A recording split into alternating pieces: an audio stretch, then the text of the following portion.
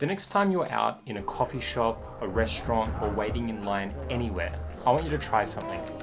Pause, look around, and chances are everyone around you, they aren't talking to each other, they aren't people watching, they're looking at their phones. It's a scene that's so familiar to you that you don't even clock it anymore. But if you dropped a salaryman from 2004 into the middle of this cafe, I'm certain it's all that they would have noticed. And that's precisely the problem. I'm a young professional. I'm old enough to remember fighting my brother for time on our family computer. But I'm also young enough to have watched the smartphone rewrite culture in real time. I just take my finger and I scroll. I saw the shift happen and I fell for it. Today, every one of us leaves the house with a device in our pockets that is by design fighting for our attention. It's not asking for it, it's fighting for it. The algorithms don't wait for you to get bored. They make sure you never get the chance to. It's not a personal failing, but it's a huge problem nonetheless. Your life is what you do every day. You scroll when you're waiting for your coffee order, you scroll when you're uncomfortable, and you scroll even when you're hanging out with friends. Now, the scrolling itself isn't inherently a bad thing. Being able to share a news story with a friend within seconds, that's something the 2004 salaryman from earlier would have fainted over.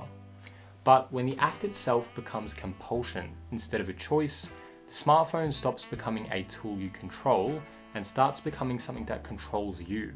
Instead of sitting in a cafe enjoying the music, the people, and waiting for your favorite drink, you are scrolling.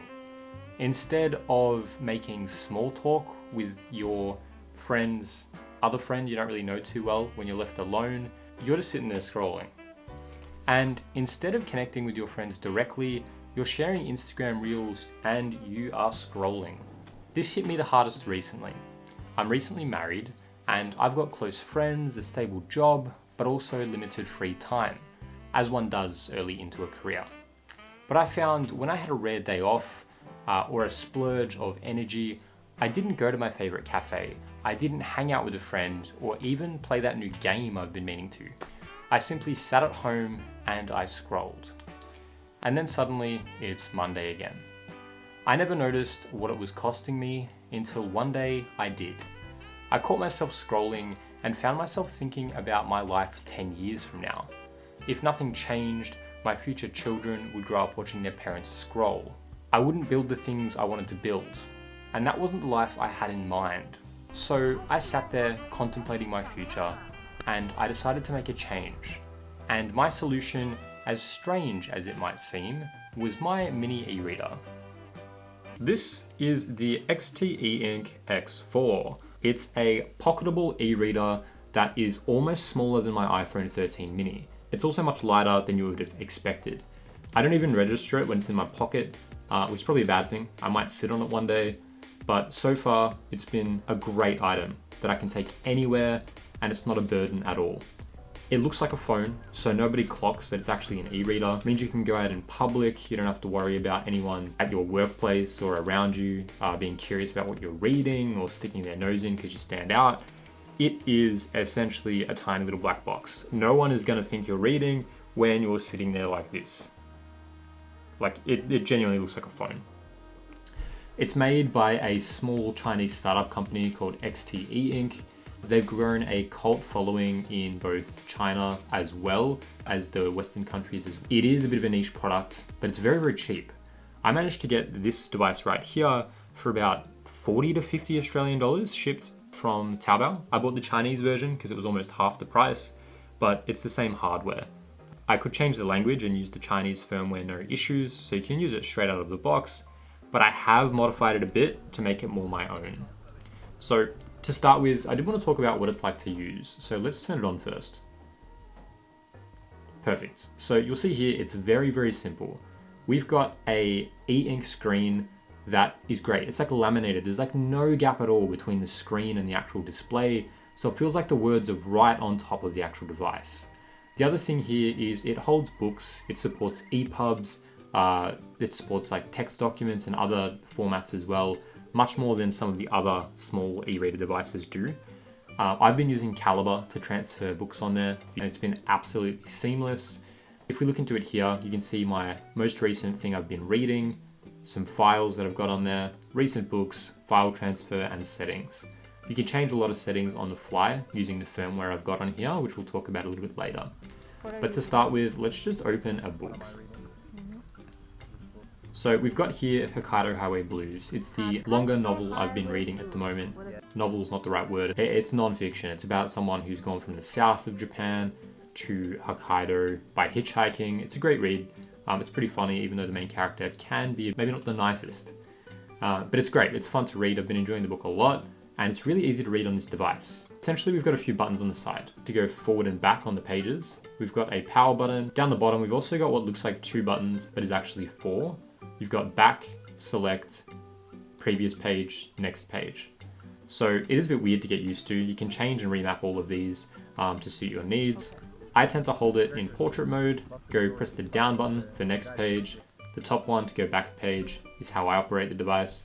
You've also got other options though. If I press the select button, we can go to reading orientation, and we can change this from portrait to landscape. I prefer landscape counterclockwise, but even still, I don't really like landscape too much because of the ergonomics. But if this is your preference, or maybe you've got smaller hands, you can do this one.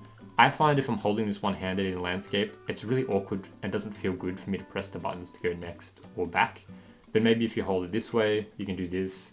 Whatever works best for you, you've got lots of options, and you can change it on the fly depending on what you're reading. You can also change the font as well as how large the text is. I've got this set up for me. I don't really want to mess with it too much because I'm really liking how I've got it set up. But just be aware you can change all of those things very, very easily just by going back and going to the settings. Once you're done reading a book or you're done with your quick session, you can just quickly press go to sleep. The device takes a moment, goes to sleep, and loads up your wallpaper. I have a custom wallpaper, as you can see. That's actually my wife, but you can change it to whatever you want. So you've got an image here that you like seeing and you can have on with you always. So this is the device. I've been loving it a lot recently. There's a few things to note. The build quality isn't the greatest. It's definitely acceptable. I'd say it's like maybe a B+, but the buttons are a little bit wobbly. I actually found when I was just being pretty rough with it on the first day, one of the buttons like rotated a little bit. I just popped it in and it was fine. So I've ordered a case for it to make it a bit easier. But it's great to use, seamless. I can grab it out of my pocket. It loads straight into the last thing you're doing, and you can just keep reading. It takes 3 seconds. Once you're done, you don't even have to lock it. You can just put it in your pocket and it'll put itself to sleep. Or as mentioned, you can just hold the button for a second and put it away. I do want to do a size comparison quickly because it's very, very small. If you look here next to a Pokemon card, it's essentially barely bigger. If we compare it versus something else people used to carry in their pockets back in the day, we've got a Game Boy SP. It's incredibly small. Looking at it here, I'd much rather this in my pocket than this thing. I've also got another small gaming device which I've been trying to use recently to not use my phone, the Miu Mini, which is smaller in dimensions, not by much. The other thing I want to talk about here is content diet, so what I actually use it for. As mentioned, this device supports EPUBs, meaning I've been able to read this book, Hokkaido Highway Blues, seamlessly transferring from Calibre. I've also been doing something maybe interesting. So I've been transferring some YouTube video transcripts onto the device. So in the morning when I'm checking the news, when I'm looking into my subscription feeds of what my favorite creators have posted, if it's something like a video essay or if it's something that is potentially article or could be an article, I've been grabbing the transcript and putting the transcript directly onto this device. Everything I've got on here is all the content I consume in a day. You only get out of this device what you put into it. So if I've put into this a video about like YouTube and growing a channel or whatnot, and some tips on doing so, I can read it. And it actually means the content sticks better, and you can also weed out the substance which isn't good. I found a lot of the videos or things that I thought was providing me value, when you put it into text, it's nonsense. It's not actually providing you any actual information that can be useful or applied in your life. So my setup is very simple. It's very simple. I use my MacBook here with Calibre. I can grab something like this article I grabbed and YouTube transcript. I click on send to device and it sends to the device instantly. Once I work out what I want to do, file transfer, Calibre wireless, connects directly to it, I flick things over, and we're done. Now that's all of the feature of the custom firmware I've got on this device called Crosspoint, but don't need to get into details. It took me 20 minutes to get Crosspoint on here, and it is amazing. So I definitely recommend doing that. Now, some of the negatives I do want to talk about. A lot of people have been reviewing this a little bit negatively in ways. It's very, very basic. Size for some people can be a weird middle zone between being too big or being too small. It works perfectly for me in portrait mode. I've been enjoying it a lot. I also use an iPhone 13 mini, so I'm used to holding this small item all the time. I find that to be a whole feature. The other thing is there's no apps, so you're just solely limited to what you've put on it. But that's what I want it for. That's a benefit to me because I want something that has no distractions, no notifications, and is just a raw reading machine, an alternative to grabbing my phone. And something I forgot to mention before is the battery life on this is incredible. I've already had it for over a week now. I've been using it daily and I've barely used 12% of the battery. Like, it's really gonna last a very long time. You're never gonna have to worry about charging this thing.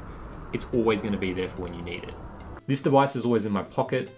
Anytime I'd go to reach for my phone, I feel this in there too, and I've just decided to start using this instead.